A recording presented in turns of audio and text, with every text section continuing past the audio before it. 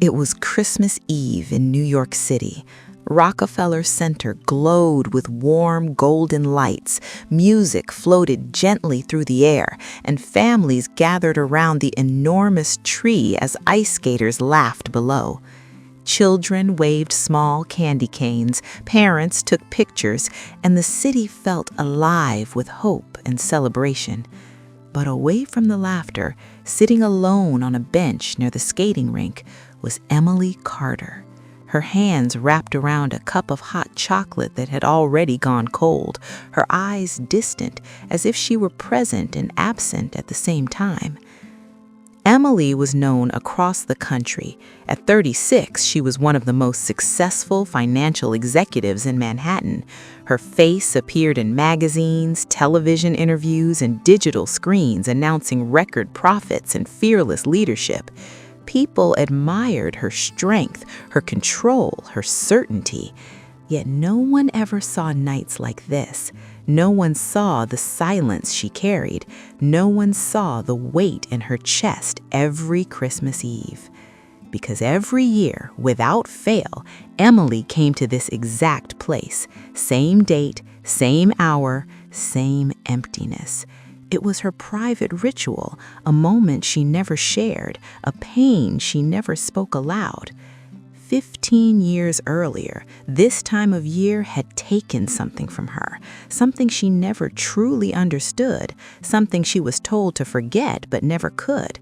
So she returned, as if the city itself still held the echo of what she lost. As she watched the joyful crowd, a soft voice interrupted her thoughts.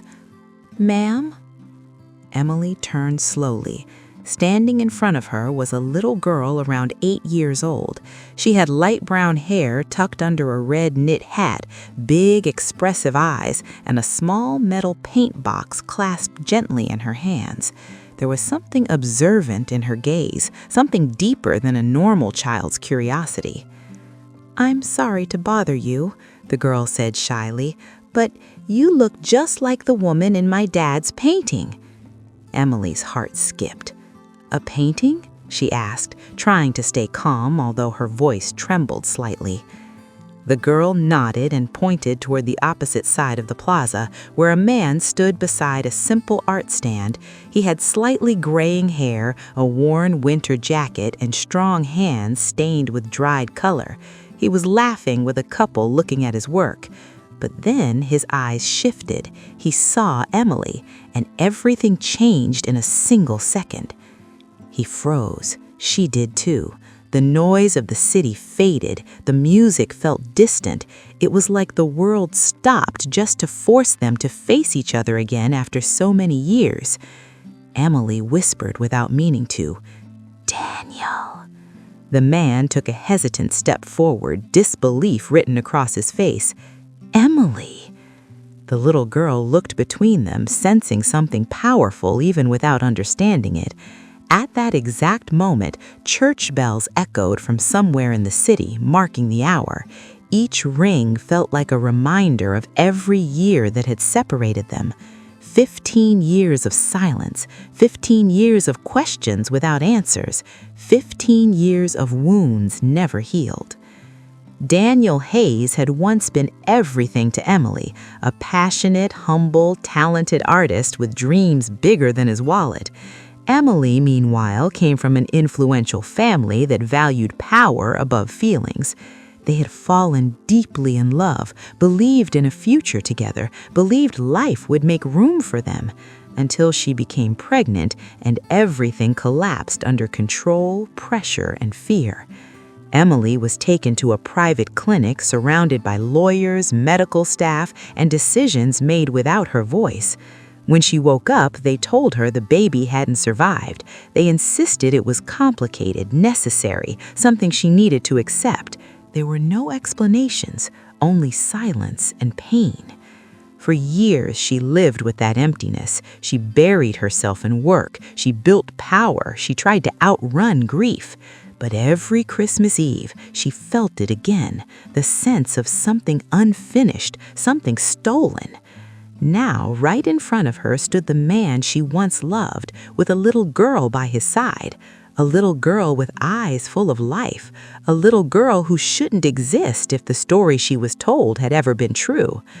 Emily's breath grew unsteady. The cup slipped from her hand, the cold liquid spilling unnoticed onto the pavement. Daniel looked as shocked as she felt.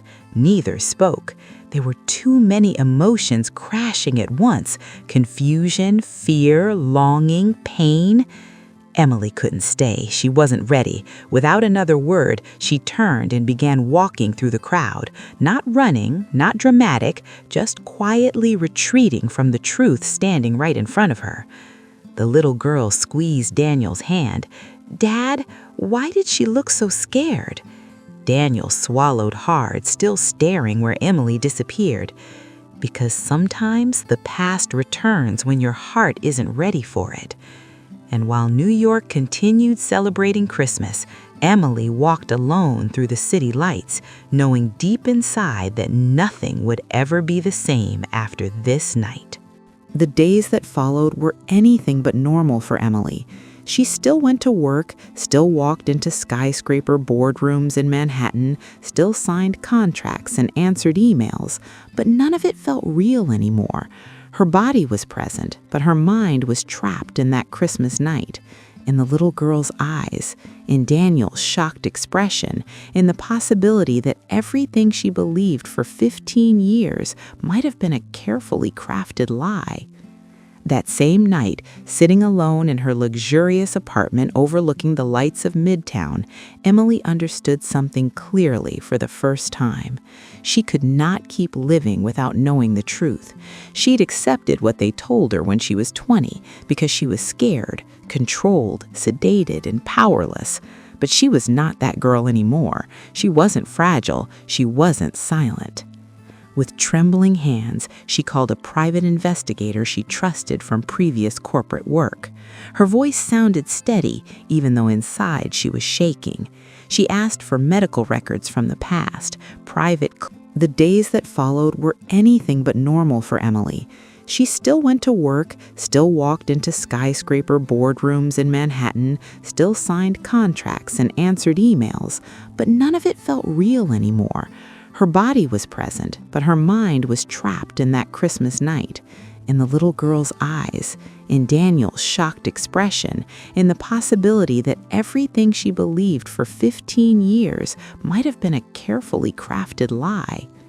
That same night, sitting alone in her luxurious apartment overlooking the lights of Midtown, Emily understood something clearly for the first time. She could not keep living without knowing the truth. She'd accepted what they told her when she was 20 because she was scared, controlled, sedated, and powerless.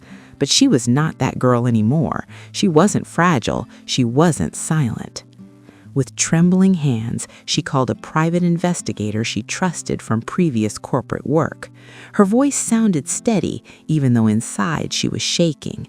She asked for medical records from the past, private clinic archives, anything from that winter 15 years ago, anything connected to her name, anything that could help piece together the child she had been told never lived.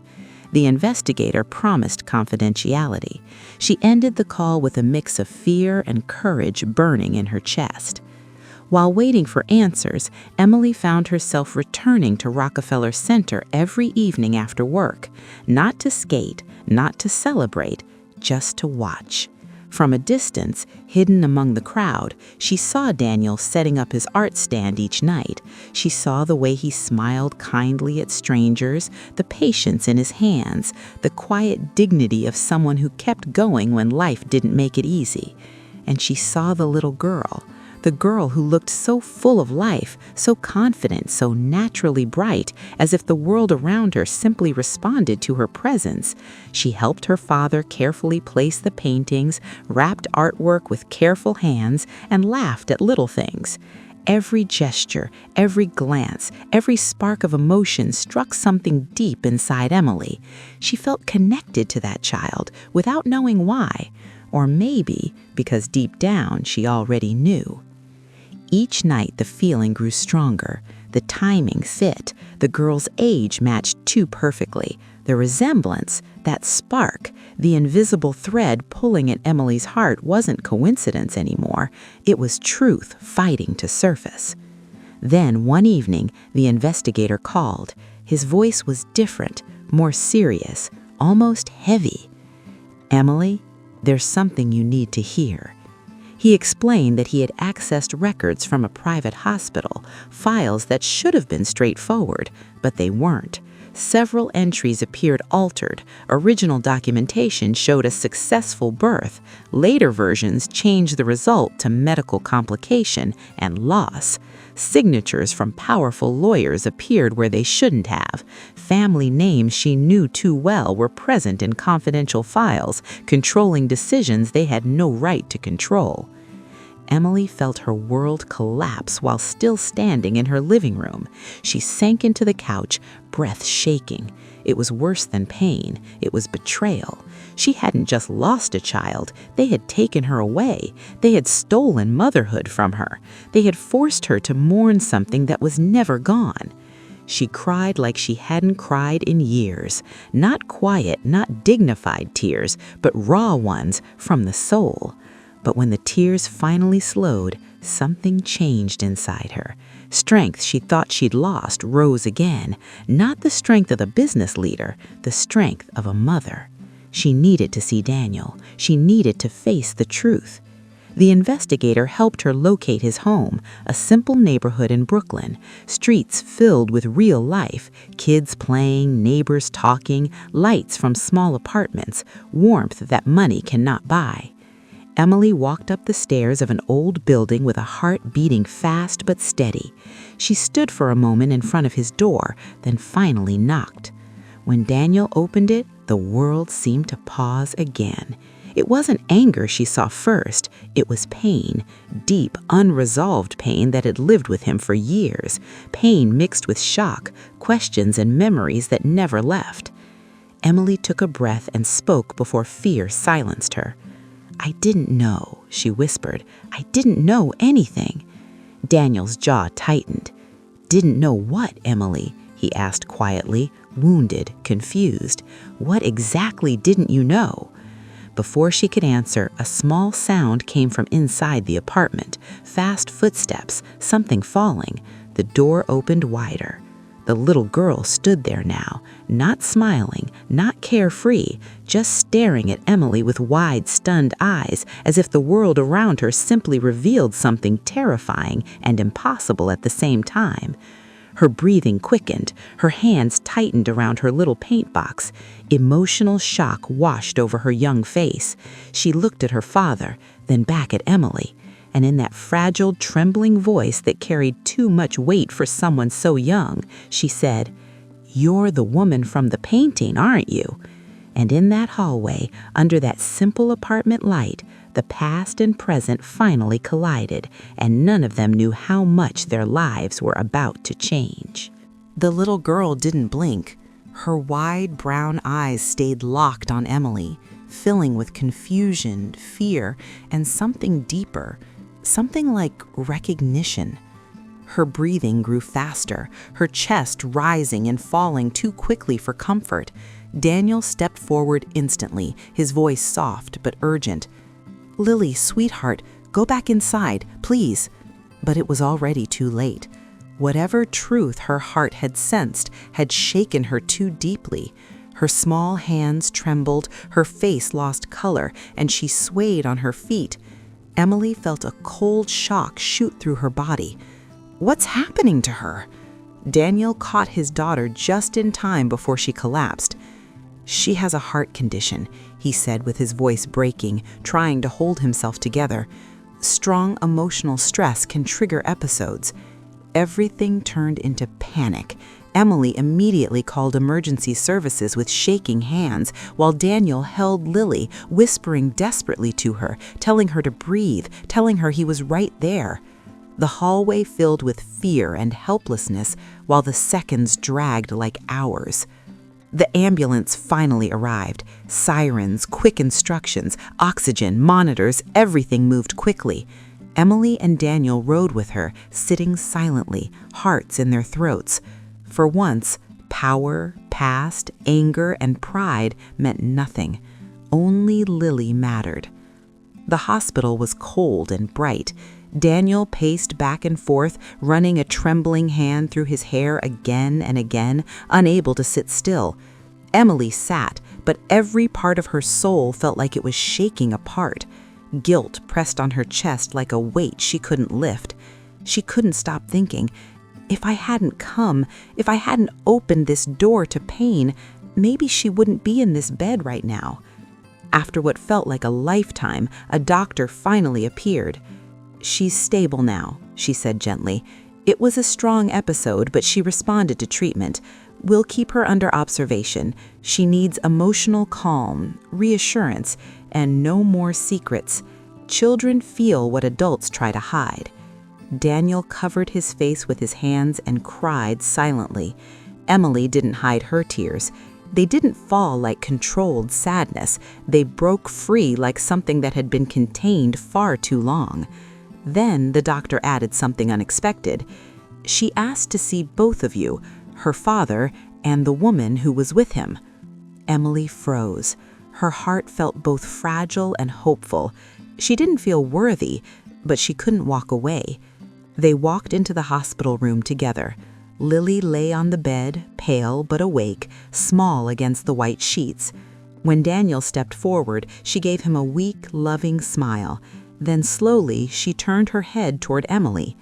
That moment hung heavy in the air. So much longing, so much confusion, so much truth fighting to be understood. Emily approached carefully, almost afraid her presence might break the fragile peace.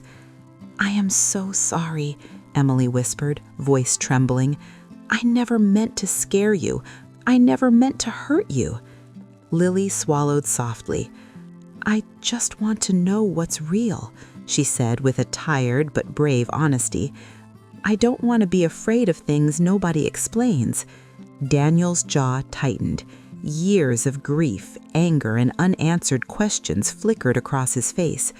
Emily closed her eyes for a moment before speaking, tears rolling silently. "I was told that my baby didn't survive. I believed it. I grieved her. I built my whole life on that pain. But I found out it wasn't true. They lied to me. They took my choice. They took you away from me." Her voice broke. She didn't ask for forgiveness. She didn't try to justify anything. She simply stood there as a woman stripped of everything except truth. Lily looked at her for a long moment. Then she looked at her father. "I don't want to lose anyone," she whispered. "Not you, Dad, and not her, whoever she really is to me." Daniel looked away, wiping his face quickly. The pain he carried for years was no longer only his. Now their daughter carried it too, and that was unbearable. Night fell outside. Hospital lights glowed softly in the room. Daniel sat near the bed, holding Lily's hand, whispering softly to her. Emily stood near the window, staring out at the city, feeling like she was standing at the edge of a cliff with no way back and no clear way forward.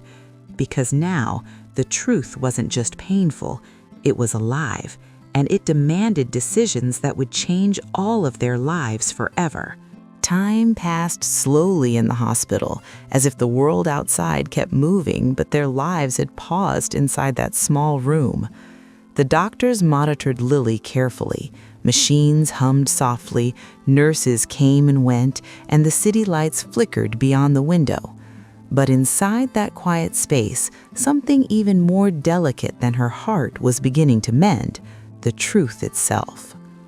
Daniel stayed by his daughter's side every moment, fingers intertwined with hers, whispering softly, promising strength even when he himself was exhausted. Emily didn't leave either. She kept a respectful distance, not wanting to overwhelm but unable to walk away. She wasn't just staying out of guilt, she stayed because she finally understood that her life was no longer about power, image, or control. It was about this fragile girl. It always had been. When Lily grew stronger, the doctors shared what they already knew. Fear, secrets, emotional shock, all of it weighed heavily on a heart that was already delicate. She needed honesty, she needed safety, she needed certainty that love wouldn't disappear. One afternoon, golden sunlight filtered softly into the room. Lily looked at both of them, calmer now, but older in spirit than a child should ever have to be. "I don't need everything to be perfect," she said quietly. "I just don't want to live in the dark anymore." Daniel took a breath. For years, he had lived carrying anger, loss, and bitterness he never chose. But looking at his daughter, he understood something painfully clear. If he continued holding on to that resentment, Lily would keep paying the price for sins she never committed. "I loved you, Emily," he said honestly, voice steady but emotional. "And when they took you away from our lives, I spent years broken. But seeing you here, seeing that you were lied to too, I can't keep punishing you for something neither of us chose." Emily nodded, tears shining, but she didn't cry in despair this time. These tears carried something new, hope. "I don't want to take her away from you," she whispered. "I don't want to rewrite her world.